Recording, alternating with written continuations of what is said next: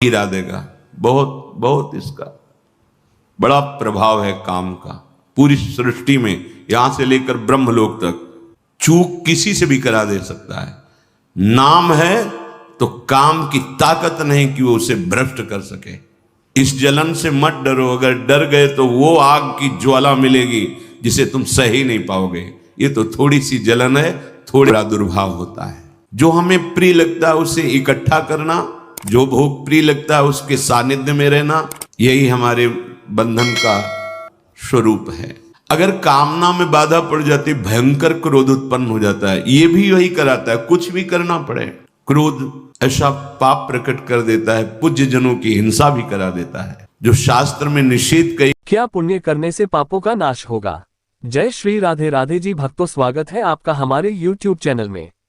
आज के वीडियो में पूज्य श्री प्रेमानंद जी महाराज के मुखारविंद से प्रवचन सुनेंगे। जानिए क्या पुण्य करने से पापों का नाश हो जाएगा। सद्गुरुदेव श्री प्रेमानंद जी महाराज अपने अनमोल वचनों से नित्य हमें कृतार्थ कर रहे हैं। जहां प्रतिदिन दरबार में आए श्रद्धालु गुरुदेव से अपने प्रश्नों का उत्तर पाकर संतुष्ट होते हैं। पाप पुण्य की गति। प्रेमानंद जी महाराज प्रवचन। जानिए क्या पुण्य करने से आपके पापों का नाश हो जाएगा। ये प्रश्न महाराज धृतराष्ट्र ने सनत सुजात जी से किया था। भगवान आप ही एक ऐसा है जो सर्वज्ञ है और इसका ठीक से निर्णय कर सकते हैं। मनुष्य दो प्रकार के कर्म करता रहता है। बहुत बड़ा पापी हो तो भी उसमें कुछ पुण्य कर्म होते हैं। ऐसा कोई नहीं है इस सृष्टि में जिसमें एकदम से कोई गुण हो ही नहीं। और पाप पुण्य से यह मिश्रित शरीर बना हुआ है। अगर कोई संभाल ले गया और कुमति को नष्ट कर ले गया तो फिर सुमित पदवी यानी मोक्ष पदवी प्राप्त हो जाता है। फिर वह पाप पुण्य दोनों से ऊपर उठ जाता है। नहीं तो अक्सर देखा जाता है बड़े से बड़े गुणवान में भी कोई ना कोई दोष होता है और बड़े से बड़े दोषी में भी कोई गुण होता है। ये गुण दोष में सृष्टि की रचना हुई है। जड़ चेतन गुण दोषमय विश्व कीन्ह करतार, संत हंस गुण गहही पे परिहरी वारी विकार। हे सनत सुजान जी, ऐसा हमने सुना है कि कुछ लोग धर्माचरण तो बहुत करते हैं पर साथ में पापचरण भी करते हैं। तो क्या धर्माचरण से पापाचरण नष्ट हो जाता है? सनत सुजान जी ने कहा, पाप पुण्य की गति। धर्म और अधर्म अर्थात पाप और पुण्य, इसके दो मार्ग हैं। अगर आप पाप कर रहे हो तो अलग हिसाब है और पुण्य कर रहे हो तो इसका अलग हिसाब है। आपके बहुत अधिक पाप हो गए हैं, नाम मात्र के केवल पुण्य है तो पहले नरक जाना होगा। और अगर आपके बहुत पुण्य हो गए हैं तो पहले आपको स्वर्ग जाना होगा। तो श्री सनत सुजात जी कहते हैं कि पुण्य के द्वारा पाप को नष्ट नहीं किया जा सकता, उसका अलग विभाग है जिसका आपको अलग फल मिलेगा। बस एकमात्र उपाय है जिससे पाप को नष्ट किया जा सकता है, वह है भगवान का भजन। जो विद्वान ये बात समझ जाता है ज्ञान द्वारा कि एकमात्र परमात्मा की शरण, परमात्मा का भजन ध्यान ही तुम्हारे पाप और पुण्य दोनों का नाश करके परम सुख परम पद प्रदान करेगा। यह शास्त्रों में प्रचलित बात है। अगर जो ऐसी बात नहीं मानता तो वह देहा अभिमानी मनुष्य पुण्य और पाप दोनों का क्रमशः फल भोगता ही रहेगा।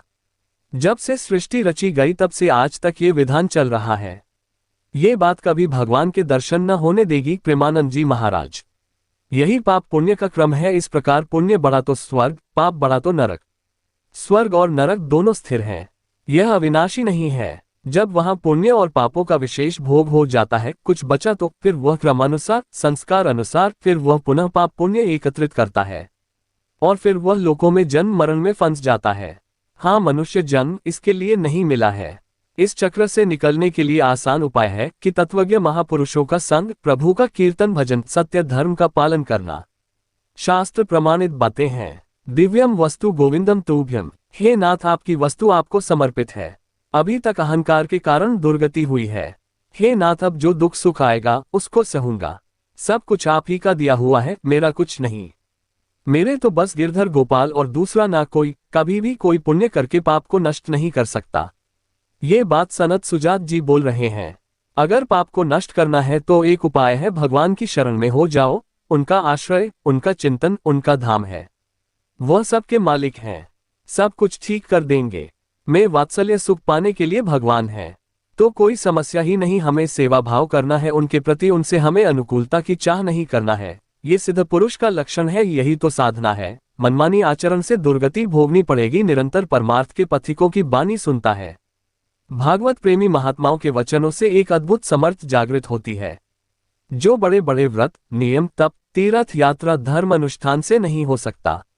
वह भागवत प्रेमी महात्माओं के क्षण मात्र वचन से हो सकता है। तो जो सर्वसमर्थ है वह माया में है, एक ही है जो सर्व रूप में भाष रहा है। अगर नाम जप करते हुए कार्य करोगे तो उसका जो फल होगा वह समता होगी, वह लाभ हानि नहीं होगी, समता मिलेगी जो कर्म योग का फल है। समत्व जितना आप अहम रखोगे उतना उस विधान से अपरिचित रहेंगे, और जितना अहम समर्पण होता रहेगा उतना ही उसकी विधान पर विजय प्राप्त कर पाएंगे। राधा राधा राधा राधा। भक्तों जय श्री राधे राधे जी। उम्मीद करते हैं यह वीडियो आपको पसंद आई होगी, तो कृपया हमारे YouTube चैनल और के इंडियन कहानी को लाइक, शेयर, कमेंट और सब्सक्राइब जरूर करें, और वीडियो को ज्यादा से ज्यादा शेयर जरूर करें। हमारा उद्देश्य किसी की भावनाओं को ठेस पहुंचाना या आहत करना बिल्कुल भी नहीं है। ये कंटेंट सोशल मीडिया इंटरनेट द्वारा लिया गया है। इसमें किसी भी प्रकार की कोई गलती या त्रुटि होने पर हम क्षमा प्रार्थी है। जय श्री राधे राधे। दोस्तों मिलते हैं आगे एक और नई वीडियो में।